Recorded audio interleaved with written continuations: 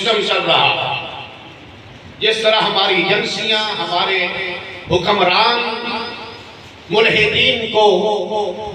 یا دیگر حضرات کو، جیسے کہ مرزا جلمی ہے، اس طرح کے حضرات کو پروموٹ کر رہے ہیں، ایک جدت لا رہے ہیں اور عقائد و نظریات بدلے جا رہے ہیں، ہمارے مسلح، ہمارے ممبر ان جیسی ہستیوں سے ممکن ہے 20 سال بعد معروف ہو جائے۔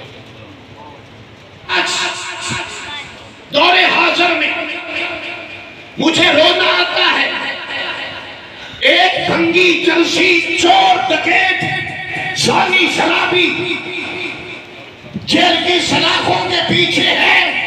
تو ایک قال اللہ قال رسول کا درس لینے والا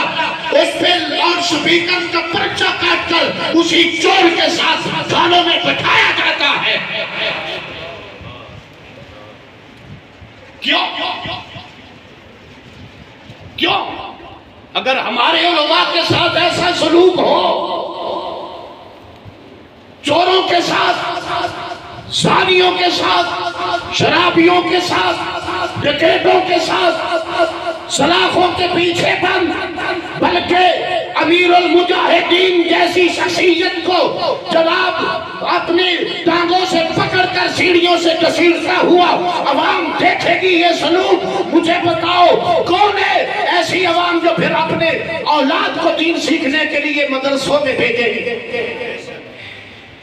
ہمارے معاشرے میں سوشل میڈیا کا فتنہ اس قدر پھیل چکا ہے کہ ہمارے علماء کے عقائد بگڑتے نظر آ رہے ہیں۔ کوئی جناب فضیلت اکثریت علی کا قائل ہو چکا ہے، تو کوئی سیدنا معاویہ رضی اللہ تعالیٰ عنہ کی صحابیت کا منکر نظر آتا ہے، کوئی اہل بیت اطہار کے در سے ہٹتا ہوا نظر آتا ہے، کوئی اصحاب رسول کو چھوڑتا ہوا نظر آتا ہے۔ تو میرے بھائیوں، یہ سارا فتنہ سوشل میڈیا کا ہے، تو ہمیں کرنا کیا ہے؟ اپنے عقیدے کو محفوظ رکھنے کے لیے ہمیں ان علماء کی صحبت اور سنگت اختیار کرنی ہے جن کے ایک دامن میں اصحاب رسول کا، ایک ہاتھ میں اصحاب رسول کا دامن ہے، دوسرے ہاتھ میں اولاد رسول کا دامن ہے۔ اللہ